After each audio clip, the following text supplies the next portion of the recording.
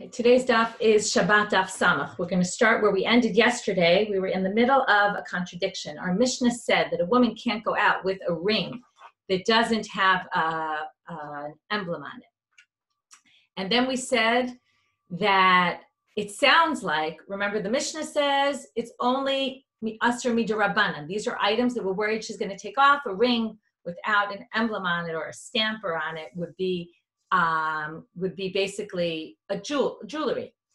Once it already has a chotam on it, then already we're going to say that's not jewelry, that's forbidden from the Torah. That was what it sounded like from our Mishnah. And it's not considered jewelry because a woman wouldn't walk around wearing something like that. It's more functional. But then in a list in the Mishnah in Kalim of it said tachshitei nashim tmeim, when it was talking about laws of purity and impurity, it said the following jewelry of women is impure. It's considered a kli. And then it went into a list of tachshitei nashim, and it talked about specifically, it said, tabat bein sheyesh aleh chotam, bein she'ein aleh chotam, whether it has or it doesn't. So now it sounds like that would be jewelry. It sounds very clear. It says in the Mishnah there, that's jewelry. So we have a contradiction from our Mishnah, which seems to imply it's not jewelry if it's a signet ring. And it sounds like if it is a signet ring, even then it's still going to be considered jewelry of women from that Mishnah. So we're going to have three answers to this question. We have one yesterday, which was Ha Rabbi Nechemia, Ha Rabbanan. These are two different approaches. One is Rabbi Nechemia's approach, one is Rabbanan. And then we quoted a Braita that explained that it depends when it comes to Tum'ah and Tahara, purity and impurity in a ring, it depends whether the ring it depends which material the ring is made of and which material the stamp part is made of. So if the chotam is made of a material that accepts tumah, then according to Rabbi Nechemia, that's going to be tameh. And because he claims everything follows the stamp part of it, okay? And therefore, we're going to say, according to Rabbi Nechemia, that's why our Mishnah says it all depends. Does it have the emblem on it or doesn't it? Okay, and that's what it's dependent on, not on the ring itself. Whereas the rabbi said we go by the material of the ring itself. We don't care about the other part. Okay, so that's how we split the Mishnah and Kalim and our Mishnah, two different opinions. Now we're just going to continue in that Braita, now we're going to see all different opinions of Rabbi Nechemia. They all follow the same line of thinking about different objects. But all halacha char simlonav. This is the yoke that goes on the animal. Now, the yoke that goes on the animal is made of these two rods, goes around the neck of the animal, and then you have these pegs that connect the two rods. Now, Rabbi Nechemia says it all goes by the connecting pieces, because he basically, and we're going to see this throughout, it all depends on functionality. So he says it only functions if you have the yitedot, those pegs that are combining those two rods together. If you don't have the pegs, well, then it's useless, right? So he goes by functionality. B'kolav halacha char masmerotav. So again, what does this mean, halacha char simlonav? It means that if those rods were made of a material that can accept tumah, right? They're made of metal, then it will be an item that can be tameh. If they're made of wood, if you remember, wood, if it's flat, doesn't become impure. Right? Flat, if it's wood, it has to have a bowl, some sort of place that can hold something. So one of those yitedot, and the yoke is not something that has a beit kibul in it, something that can hold water or anything. So therefore, he says, how do we determine? Based on the material of the pegs. Bikolav, okay, there's two different interpretations, but it's some sort of, again, a rod, let's say, a very wide rod that would have pegs coming out of it. And on those pegs, so Rashi says it was a chemvani, a storekeeper that would hang his clothing or belts that he would sell. He would hang them on pegs. Some people say it's for meat, where they would hang the meat. But either which way, you have one wide rod and then you have pegs coming out of it. Halacha char masmerotav, according to, again, Rabbi Nechemia, what do we say? It all follows the masmerot. Okay, the pegs. Bisulam halacha char shlivotav. When you have a ladder, it doesn't go based on the ladder itself. It goes on the rungs. It all depends on the rungs. Be'arsi halacha char shalshalotav. Okay, this is weights. Those what do you call them? The balance, like a balancing weight. So it's made up of a rod and then another rod that's the base of it. Then you have these strings hanging down. From the strings, you have two metal rods that are kind of in an upside down V shape. And those are the shalshalotav. That's where it holds, on the scale, it holds the part where you put whatever you want to measure in. So in an RC, which by the way, Rashi explains the RC is specifically something that's a very large thing, a large scale, where you're measuring wool or wax or nechoshet or bronze. So what does he say basically? It all goes on those shalshalot, that V-shaped strings that are holding up where you measure. The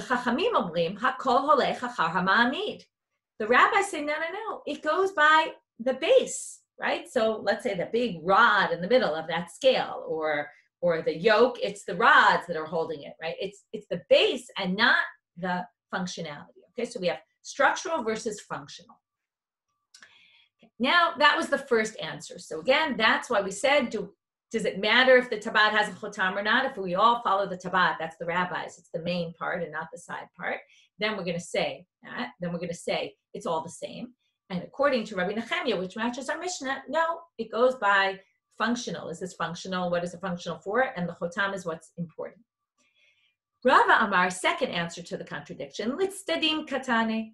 You misread the Mishnah in Kalim. We can actually read it differently. Now, I want you to look at the Mishnah inside. You can either look on yesterday's daf, or you can look on the sheet where I put it at the top of the sheet.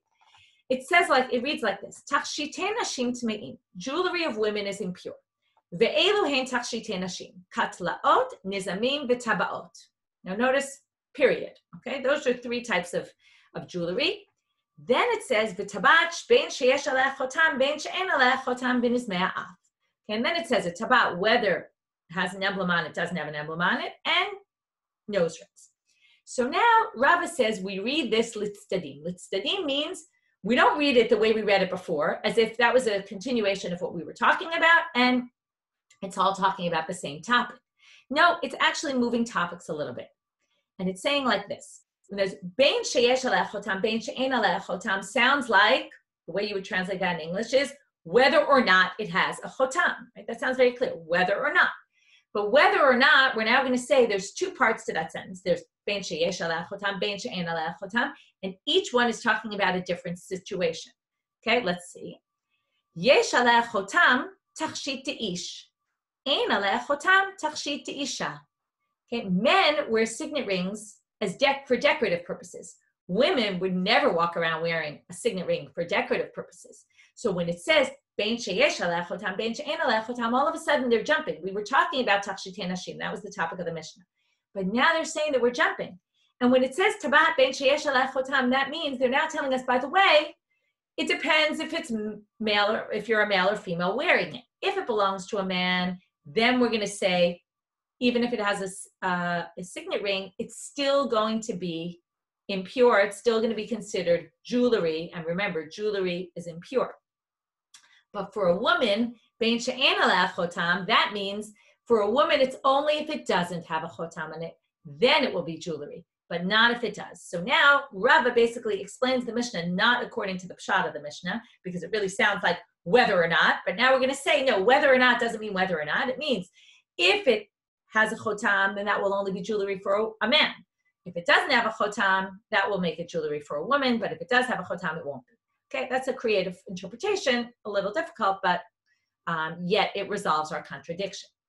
And I think, again, people view what they see in reality, right? He comes to this situation saying it can't possibly be that a tabat with a chotam is considered a jewelry for a woman. A woman would never go out like that. So therefore, he's pushed to interpret it in that way. Rav Nachman bar Yitzchak Amar Tum'ah, and here comes, I think, the best answer, which is Tum'ah Shabbat Karamit. Why are you comparing? We're taking a Mishnah in Kalim, which has to do with laws of purity and impurity, and we're comparing it to an Isha Bat Shabbat. In the beginning, we brought it as if, well, this is all one and the same, and what determines tachshit for Shabbat is the same thing that determines what's jewelry for purity and impurity purposes. But really, they're two totally different things. Tum'ah, klei ma'aseh amar Rachmana, v'klihu. When it comes to tumah, you need something, in order for something to be tameh, it has to be something useful, So a ring without a chotam is useful because you use it as jewelry. And a ring with a chotam is useful because you use it for other things. So it's a type of jewelry which is useful. So therefore, both are going to be impure, susceptible to impurity.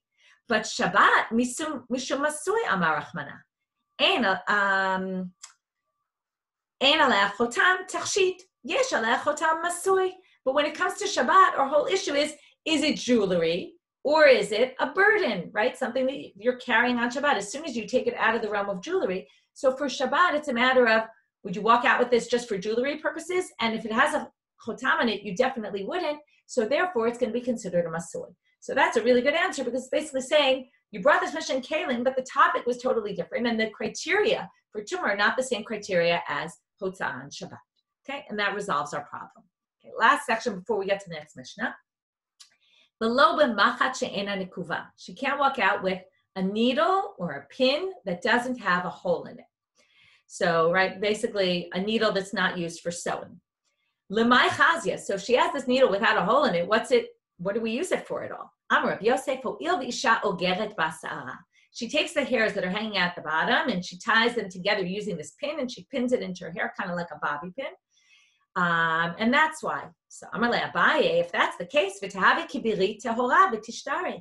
should be like a garter, a garter, right, which holds up her stockings. So that is, first of all, it's Tehorah. It's not Makabel Tumah. It's not considered a Kli. And also, you're allowed to walk out with it on Shabbat. Why? Number one, it's part of her clothing. Okay, the fact that it's Torah is not so relevant. It's just they're quoting it from elsewhere where it talked about it being Torah. But it holds up her clothing, number one. So it's part of her clothing. Secondly, we're not worried she's going to take it off. She might come and take her necklace and take it off, but she's not going to pick up her dress, take off her garter, and show it to her friends. It's not very tzanuah to start picking up your dress in the middle of the public thoroughfare. So basically, we're not worried she's going to take it off, and therefore, this should be like a birit Torah, which is basically holding up her hair. Likewise, the birit is holding up her stockings, and therefore, it sounds like it's very shimushi, as we call it. It's a useful implement as part of her clothing. She wouldn't take it off. So therefore, what are you talking about? Why would it be a problem? So he brings a different explanation. She uses this to make a part in her hair. She takes this, right? People do this with a comb, let's say, or something, and you take a comb and you separate to make a part. That's the issue. So then they say, b'Shabbat l'may chazi. So what's she using this for on Shabbat? It's problematic to do this on Shabbat. So Amarava, Tas shel zahav yesh la arosha, b'chol choleket b'asara, b'Shabbat menichata keneged hadachata. Just like we have fancy decorative combs. So this was a comb or kind of a pin with it was decorative on the other side, like a bobby pin with something gold on the edge of it. So on a regular day, you use it to part your hair. On Shabbat, you use it as an ornament. So since she's using it on Shabbat as an ornament, we're worried that she might take it off, and that's why the Mishnah forbids it, and that's what we're talking about here. Okay, new Mishnah. Now we're getting to men. What can't men go out with on Shabbat? Lo yetzeh ha'ish b'sandal ha'mesumal. This is a sandal with nails or some sort of, it sounds a little like cleats, right? Where there's these masmerot, nails sticking out from the bottom of it, okay? And a man can't go out wearing this. We're going to have to see why. In the Mishnat Eretz Yisrael, he claims that it sounds like from the Pshat, what would be the reason why you can't use this on Shabbat? Because when you walk with cleats on the ground, what does it do? It makes holes in the ground, right? And that's what we've talked about before, the issue with holes in the ground. So now we have this issue. We're going to have to figure out what exactly is the problem with this, because if that's the issue, then it doesn't really belong in this Mishnah, right? It doesn't make sense. We're talking about things that one might take off, things that are considered carrying, right? We're talking about carrying from reshut to reshut. That should be a problem, walking anywhere with it, even in the house. If the house is made of dirt, you might make a hole. So anyway, we're going to have to deal with what exactly is the source of this sandal hamisuma. V'lo b'yachid bisman she'en b'raglo makah. Not one sandal, a single sandal, if you don't have a makah on your foot, okay? Now, it's going to be a debate whether, what do we mean? If you're going out with one shoe, sometimes people have an injury. So they walk around with one shoe and they don't put a shoe on their other, okay? So you can't walk around with one sandal if you don't have a makah on your foot, meaning if you have some sort of injury on one foot, then you're allowed to walk around with one sandal. And then the debate's going to be, are you walking around with the sandal on the one foot that has the injury, or is it specifically the opposite, that you're walking with it on the foot that doesn't have the injury and you can't put it on the foot that has the injury? And that's why we're going to get to this. The whole rest of the Mishnah we're going to deal with tomorrow. Today's just going to be exclusively about the sandal hamisumar, this hobnailed sandal. The lo b'tefillin, you can't walk out with tefillin. Okay? You can't wear your tefillin on Shabbat outside in Reshut HaRabim. But generally, Shabbat was not a time for tefillin, and therefore they didn't allow you to walk around with tefillin. The lo b'kamea b'zman she'eno min hamumche, not with an amulet if it wasn't proven yet to work. Right, we talked about this before. We'll get into more detail soon. Again, not today.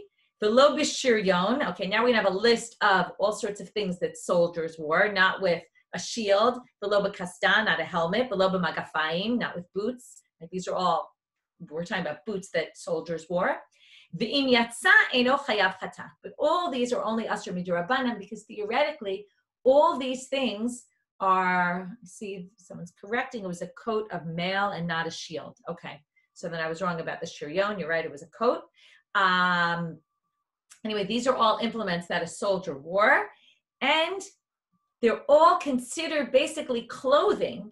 However, the rabbis forbade them, okay, and we'll see why when we get to the Gemara. So now let's start with the sandal hamisumar. Sandal hamisumar, my timer. This hobnailed sandal, what's the problem with it? Amar Shmuel, shilfei hagzera hayu. Okay, there were people who ran away from the Romans. Okay, the Romans had decreed all sorts of things. People ran away, and they were hiding in caves. And by the way, we're going to have 3 different explanations here, just telling you where we're going. I brought on the sheet another one from the Yerushalmi, which we'll look at. Okay, you can see already that it wasn't so clear what was going on here, and everyone's trying to come up with reasons. A lot of them are all kind of similar. Okay, you would say they all somewhat have to do with Romans, okay, and soldiers and things like that. So now what happened? They were hiding in the cave. Va'amru, they had a rule about hiding in this cave. Okay, there were a lot of them apparently hiding in the cave. They said, what's the problem? When a lot of people are in hiding, there's always a concern, and we saw this with the Rabbi Shimon Bar Yochai's story. Remember, he runs away and doesn't tell his wife he's going to the cave because he's worried she's going to turn him in. So there's always a fear, especially if somebody leaves the cave, that word might get out, or somebody might see someone leaving the cave. So what they say? Hanichnasi kanes. Anyone who wants to is welcome to come into the cave and hide with us.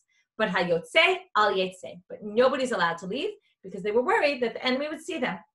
What happened one day? Somebody was wearing a sandal hamisumar when they came into the cave, but he was obviously half asleep in the morning, put his shoes on backwards, okay, where it was facing the other way. What happened?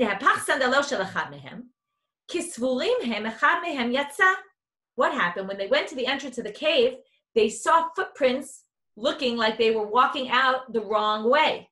So they said, oh my goodness, somebody left the cave. You can imagine there were so many people, they didn't keep track of who was in the cave, who wasn't. Somebody must have left the cave. What happened? You can imagine you have a ton of people hiding in the cave. They're worried the enemy's going to come. Major panic ensues. Ra'uhu oivim, they were worried that maybe the enemy saw the person who left. And they're going to come and attack us. Total panic. What happened? They basically end up running in panic, and they kill each other much more than the enemy did. And it's all because of this sandal hamisumar that this person was wearing. And because of that, they basically decide no one can wear sandal hamisumar. Okay, now what's the problem? The problem's going to be, what do you mean no one can wear sandal hamisumar? According to this, no one can wear sandal hamisumar on Shabbat. So why specifically Shabbat? We're going to have to deal with that. It doesn't really explain why it's an issue relating to Shabbat. Second story. Rabbi Eli ben Elazar Omer, you got the details wrong. You were right that they were sitting in a cave. Vishamu kol me'al gabei ha'ma'ara. It wasn't a problem that they saw footprints and the guy was wearing his sandals the opposite direction. But what happened was they heard noise from in the cave. Imagine a hobnailed sandal with these masmerim, nails sticking out at the bottom, makes a lot of noise. So they heard sounds above. Now, what does it sound like when you hear, right? Think about someone tap dancing, right? It sounds really, really loud. It sounded like footprint, right? The footsteps of the enemy. So they thought the Romans were there. Again, panic ensues. They killed each other way worse than the enemy would have killed them. Third answer. Rami Bar Yechezkel Omer, Bebeit HaKnesset Hayu Yoshvim. Oh, it wasn't. Okay, now this is going to be a bit of the second version. Okay, the first version, the second version was kind of like the first version with some changes. This is a little like the second version, but with some changes. They weren't hiding in a cave. They were in the shul. Okay, they were getting together in the shul. Vishamu kol me'achorei Beit HaKnesset, and then they heard this loud pounding noise outside the shul. Sounded like the enemy was coming. That's why it's like the second one in the sense of hearing the enemy. They thought the Romans were coming. Okay, so now again, they kill each other. And now this goes with all of the stories. At that moment, whatever that moment was, they said, first of all, this is interesting. At that moment, okay, right? In the heat of the moment. I'm sure it wasn't in the heat of the moment, but I assume it means after the panic that ensued and after all these people died, right? They came and they said, okay, let's try to learn a lesson from this. And what did they say? Let's just, in order to remember this horrible event and commemorate it, let's forbid people going out on Shabbat with the sandal and mesumah. Okay, it's a bit of a tricky issue. Why specifically on Shabbat, as I said before. So now we're going to talk about the Yerushalmi. So I brought it on the sheet, if you have the sheet in front of you. Mipnei ma gazru al sandal mesumah. Yesh omrim, okay, now these are both related to women who are pregnant, okay? Yesh omrim shayu ro'ot et rosho umepilot. Women would see the shoe and they'd get scared because why? What was the issue? Well, the Romans walked around wearing these sandal mesumar. They were, like we saw before, the Romans or the enemy. They get scared and panic that the Romans were coming, and they mepilot and they miscarry. Again,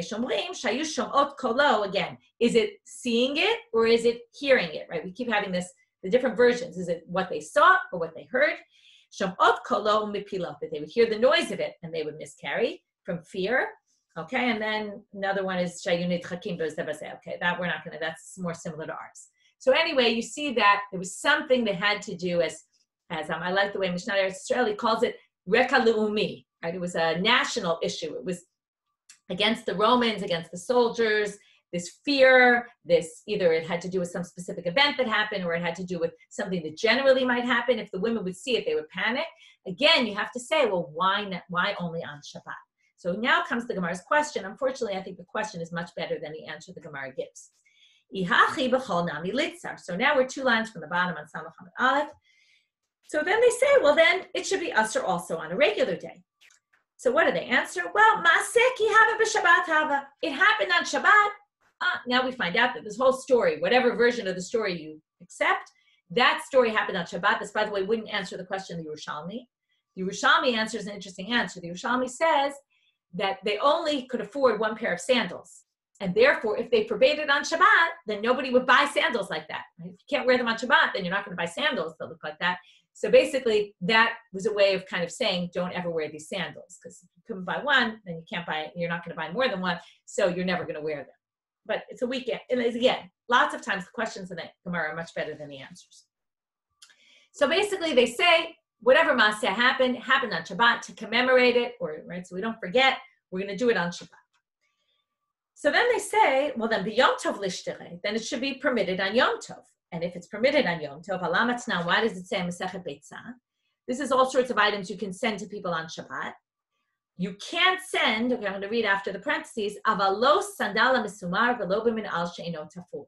You can't send to your friend on Yom Tov. You can only send, this is muktzah related things, you can only send something that can be usable on Yom Tov. And a sandala misumar can't be used on Yom Tov, and therefore you can't send it on Yom Tov. Also, min al she'ino tafur, since it's not sewn, it's not ready for use, so it's muktzah. So if that's the case, it sounds like you can't wear a sandal and misumar on Yom Tov either. So if the Gzera was on Shabbat, why is it also forbidden on Yom Tov? So they say, b'Shabbat my time. What's unique about Shabbat? Knufia. A lot of people get together, and it's kind of like that time when everybody was hidden in the cave. Likewise, b'Yom Tov nami ika knufia. Also on Yom Tov, a lot of people get together. So they say, wait a minute. If that's the case, let's take any time people get together. Ta'anit tzibor ika knufia litaser. So you're going to say on a fast day. These are the public fast days when they declared for when there was no rain. In that case, the whole city, everybody got together to pray together. That was a big knufia, a big gathering. So maybe sandal and misumar should be forbidden then, and it's not. So what's your criteria for determining why we extended it from Shabbat to Yom Tov? Theoretically, for that reason, you should have extended it to Tanit Zibor. So again, the answer, a bit of a weak answer. Ika knufia litaser. Maase ki hava beknufia di isura. Sorry, I didn't read this right. Ika knufia litaser, sorry. Starting from the words on the fifth line. Maase ki hava, when the act, the maase that happened was beknufia di isura. It was when people got together. This doesn't mean for forbidden reasons. It means why do people get together on Shabbat? Because they can't go to work. Right? Work is forbidden, so they get together on Shabbat. Hacha knufia de hetera hava. And by the way, and likewise, it's the same for Yom Tov. But on a Tanit Zibor, they're getting together for hetera. It's not that Isra Malach is forbidden. They're getting together for a different reason. So because of that, it's different. Okay, so we're now going to say Shabbat and Yom Tov are very similar. Tanit Zibor is obviously something totally different. And afilu, Rabbi Chanina ben Akiva da'amar. Now we're going to learn about a different gzera they did, which is similar. Lo aslu ela biyarden ubisvina uchemaaseh shahaya. Here's another case where there was some sort of act that happened, some sort of case. I'll explain it in a minute. As a result, they made an ordinance. You can't ever do this anymore. But Rabbi Chanina ben Akiva said it's only forbidden exactly the way it was in the Yarden, in a boat, and exactly the way it happened there. He would even agree in our case, okay, Aval Yom Tov, I'll explain the case in a minute, but, right, so, Hanimile Yarden Deshane Misharna Harot. There he specifically said it happened in the Yarden, and therefore only in the Yarden, because the Yarden is very different from all other bodies of water in Israel. And therefore the Yarden was very specifically different. Aval Yom Tov v'Shabbat ki adadininu ditnan ein ben Yom Tov v'Shabbat ela ochal nefesh bavad. It says in the Mishnah Megillah that there's not much difference between Yom Tov and Shabbat, only ochal nefesh, only the ability to cook. Therefore, Shabbat and Yom Tov are very, very similar, and therefore even Rabbi Chanina ben Akiva, who in this other case distinguishes and says it's only things that are exactly like the Maaseh Shaya, would agree in our case that Yom Tov would be considered like Shabbat. And what was the case that happened? So Rashi explains it, that there was, comes up in the Gemara elsewhere, that they were carrying mechatat, the water of the paraduma waters, the special water they would use to mix with the ashes, and they were taking the ashes of the paraduma, which as we know were very rare and hard to come by. Both of them, the mechatat had to be kept in a very high level of purity. They took it in the Yarden in a boat, and what happened? While they were in the boat, they discovered that there was a kezayit of a dead body, okay, or some flesh from a dead body was in the bottom of the boat. At this point, what happens? Everything in the boat became tamei. So what they decide, they said, you can never carry para aduma waters and ashes in a boat on the Jordan River. Okay, they said to remember this horrible thing that happened and to make sure it doesn't happen again, we're going to say it's all forbidden. According to Rabbi Chanina ben Akiva, it's only forbidden, though, very specifically in the Yarden. Right? It seemed that others thought it's forbidden to carry it by water anywhere in a boat. Okay, but he said only specifically in that scenario, but we're going to say even he would agree Yom Tov would be forbidden in our case because Yom Tov and Shabbat are incredibly similar, whereas the Yarden is different from other bodies of water. Okay, some people say because it's very long, it's much longer than all the bodies of water, right? We know it goes all the way down, and because of that. Okay, Amar Rav Yehuda, Amar Shmuel. Now we're going to have, so we basically started with Sandala Misumar is forbidden, you can't go out with it. Sounds very blanket, problematic, okay.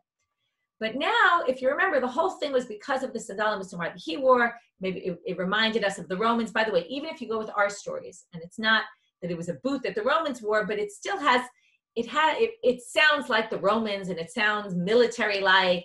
And basically, we're going to say, it depends what, we're going to see that there's all sorts of sandal and misumar that are actually allowed. It depends why you have the nails in there, what's their purpose, how many, whether it really looks like this sandala misumar that was then or doesn't.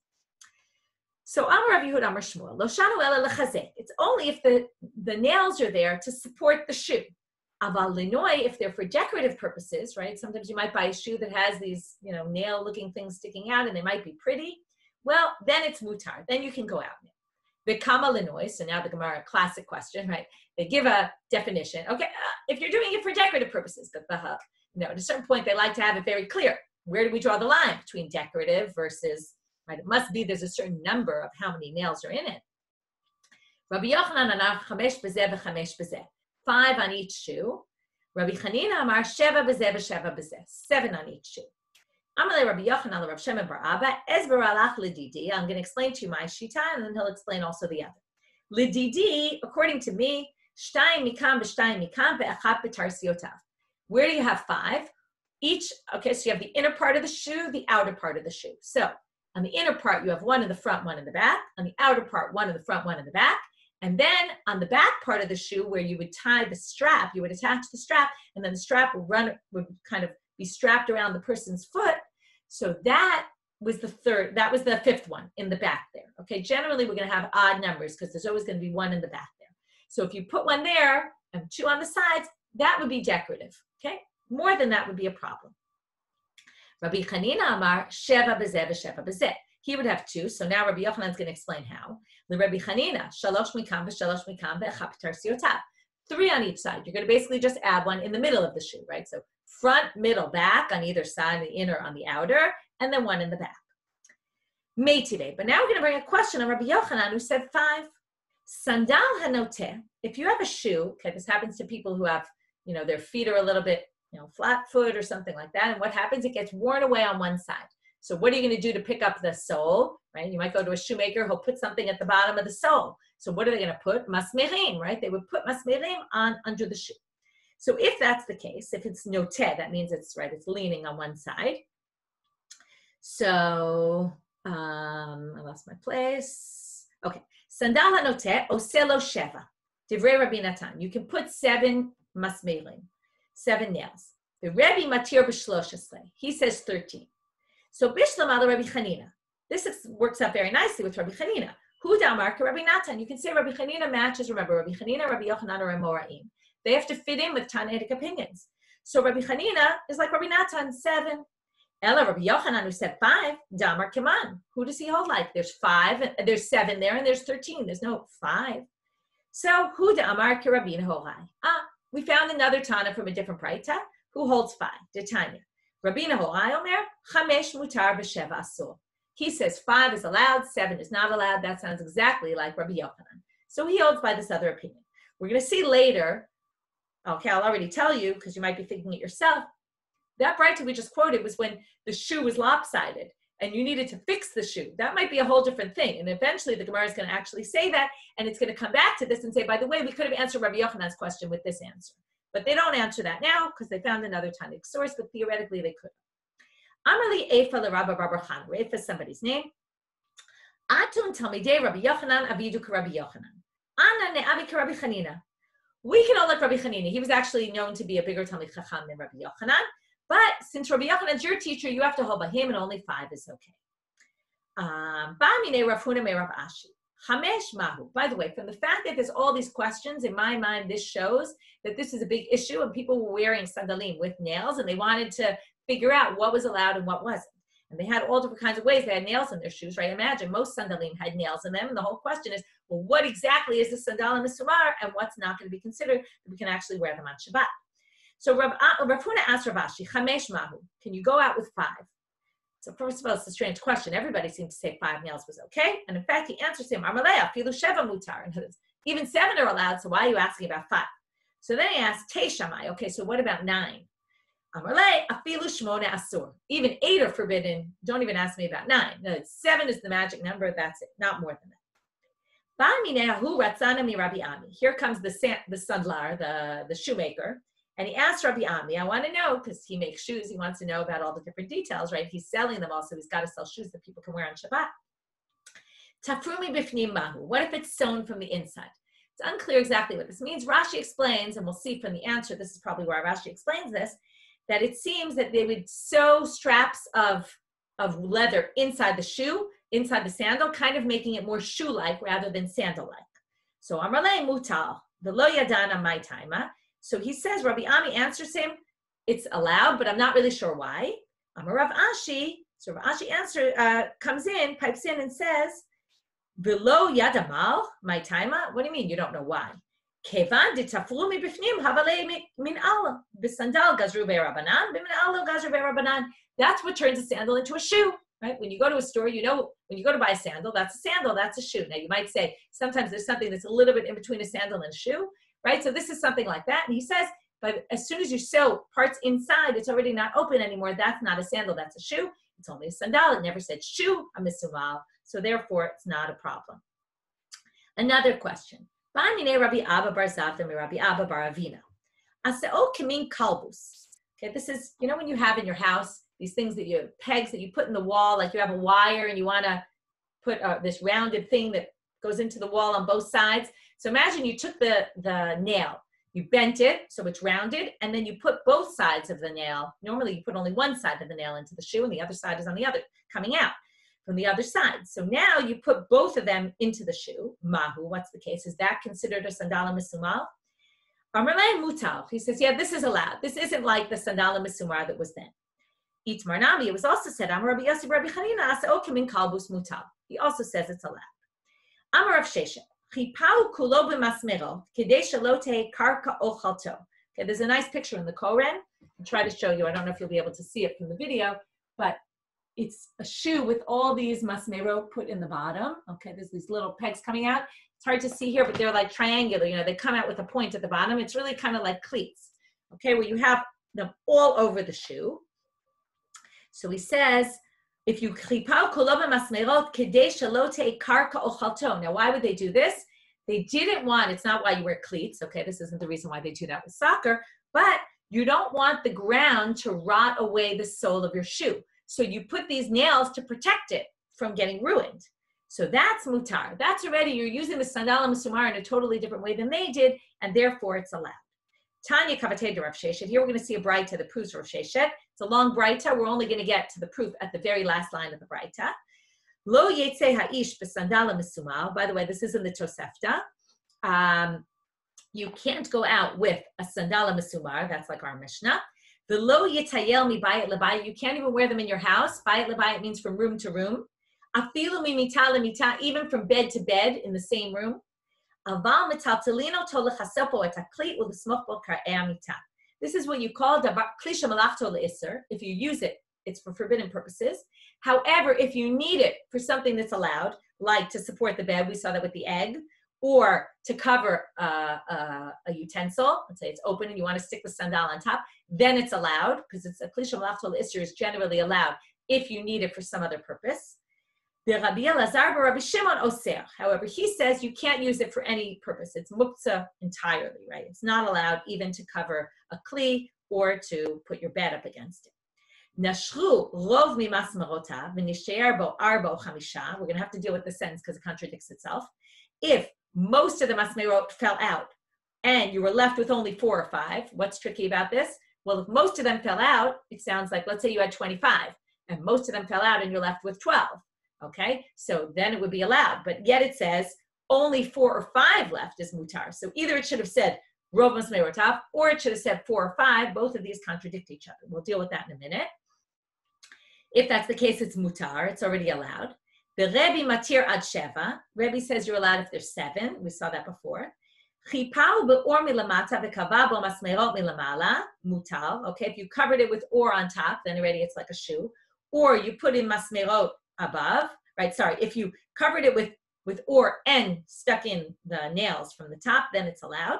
Asaokim in kalbus, that's what we saw with both, right? Both heads of the nail going inside together. O kimin tas, this is where one end is flat, like a peg. Oh, well, like a flat peg. O kimin yated, that actually not like a peg. One end is flat where you flattened it out.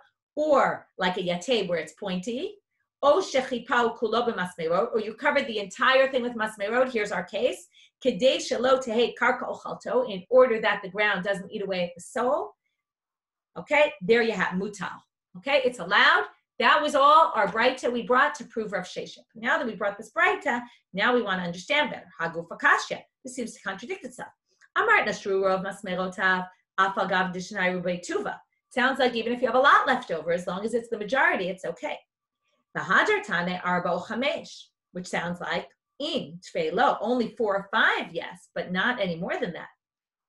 So Amar Rav Sheshet, he himself answers the contradiction. Lo kashya kansha nigmemu kansha ne'ekhu. Let's start with the last one. If all the nails fall out, then it's only if, let's say you have 25 nails, they all fall out, you're left with 4 or 5. then it's only a 4 or 5 are left because you have no sign that there were actually nails in there in the first place. But if nigmemu, if they break, but the nail is still in there, just the edge of it broke off, then it's very noticeable that the shoe originally had a lot of nails and that it was there for a different purpose and not because it was the classic sandala misumal. It's very noticeable, and therefore, even if you have 11 or 12 or some large number, as long as the majority are no longer there and it's noticeable that most of them fell out, then it's okay. Rebbe matir arba o chamesh mutar. Okay, we're now about 9 lines from the bottom. Hashta chamesh shari arba mevaye. This is very common. The Mishnah often, and here it's the Tosefta, says 4 or 5, and every time it says 4 or 5, they basically say, what do you mean 4 or 5? It should be, if it's 5 is okay, then you should just say 5. So, hashta chamesh arba mevaye. Why do you have to mention 4? Amar Rav Chisda, arba misandal katan v'chamesh misandal gadol. Right. So first of all, you could have just answered very simply. This is just the way the Mishnah talks. 4 or 5. It's just kind of giving them out. But Rav Chisda says no. It's very specific. In a big shoe, it would be 5. In a smaller shoe, it would be 4. Rebbe matir ad sheva. V'hatanya Rebbe matir ad shloshes. Wait. Rebbe's matir sheva. Rebbe before was quoted as saying 13 in that source that we talked about. If the shoe starts getting flattened on one side and you want to fix it, you can add even 13 according to Rebbe. It was the other opinion that said Sheva, but he says 13. So what did they answer? No tesh on it. Oh, that shoe was different because it needed to be fixed. That's a whole different story. Then even with 13, it won't be in the category of a sandal and misuma. And now the Gemara says, and I told you we get back to this, hashadati lahachi, now that you answered this, l'Rabbi Yochanan ani lo kasha. Remember, we brought that whole thing as a question against Rabbi Yochanan, who said 5, and here it didn't say 5 at all. So they say, oh, lo kashya, no tashana. You could say, oh, they all said more than Rabbi Yochanan there because they were talking about a case where you were fixing the shoe. Again, it's very noticeable that the shoe is worn down, and that's why you have the nails there, and that's why even more would be okay. But if it didn't have if it didn't have a problem, it wasn't no tad, then you could actually you can only put 5 according to Rabbi Yochanan. So it wasn't, even though we brought it as a contradiction, we could really answer, and we answered there. He holds like a different Tana who says 5, but theoretically you could have answered with this answer. Amar Rav Matna, Ba'amar the Amar Rav Achtaboy Bar Matna, Amar Rav Matna. So either he said it directly or someone said it in his name, his son said it in his name. And halachat Rabbi Elazar Rabbi Shimon. Okay, back to the Tosefta. What did it say there? Rabbi Elazar Rabbi Shimon said it's forbidden to carry this item, right? The sandal hamisumar. You can't use it for anything in your house, right? You can't even use it to cover a kli. So we don't paskin like him. So Gemara says, Pshita, obviously we don't paskin like him. We have general principles about paskining halacha. Yachiv rabim halacha kerabim. If you have an individual arguing with the majority, and he was an individual, so we paskin like the majority. So why are you telling us that the halacha is not like him? Ma'u detema mistaber tamid Rabbi Elazar Rabbi Shimon. Maybe you would say it makes sense that you wouldn't allow it. And Rashi says, why does it make sense? Because the whole concern is you can't carry it because maybe you'll end up deciding to wear it, right? Once you're using it to cover your kli, maybe you'll say, oh, wait, maybe I'll put it on, okay? So maybe you would say it's logical what he says, and then sometimes we do say if someone has a better argument, we might paskin like them against the rabbim. Therefore, kamash malan, okay? You might have thought he has a good answer. Kamash malan, no, we don't accept, right? We don't paskin like him. Okay, last thing for today. Amar Rabbi Chia, this is an interesting line. I lav dekaroli bavlai shari isure. Were it not that I were fearful that people would call me the Babylonian who matirs isurim, who's very lenient, the lenient Babylonian. He was worried people in Israel will call him, oh, you're the lenient Babylonian. I would have sharina beituva. I would have allowed even more nails. You see that this whole issue of the sandal and misumar, it started with sounds like anything with nails, and now we've narrowed until he even comes and says, I would allow it with lots of nails on it. I don't think it's an issue much at all. Like, maybe in a very particular situation. Bekama, how many would he have allowed? Bepubedita amrin esrim ba'arba. Besuha amrin esrim betartin. Okay, in Pubedita they say 24. In Surah they say 22. Okay, now, how do you remember where they said which? Amar Rav Nachman bar Yitzchak b'simanech. Here's how you remember it. Adaate mipubedita l'sura chaser tarte. Okay, when Rabbi Chia was from Babylonia, when he went on Aliyah from Eretz Yisrael, he went derech Surya mipubedita. Okay, he went from Pubedita to Surya. So now what happens? We remember, well, right, that's the way. You go Pubedita, Syria, and then you get to Eretz Yisrael. So while he's walking, what happens to his shoe? nails fall off. So that's how you remember that as he was walking for Pupadita, they say 24. In Surah, which is not Surya, but it's a mnemonic to remember it, Surah 22, because already some of them have fallen off. And that's how you remember, right? And it's all because he was worried they were going to call him the Babylonian. So you remember kind of his aliyah to Eretz Israel and where he went. And that will remind you which one said more and which one said less. This is just a way to remember. It's interesting that they tried to come up with a mnemonic for this, because it's not like he even matired. He just said, were I not worried that they would call me this, I would have matired. Okay, that's it for today.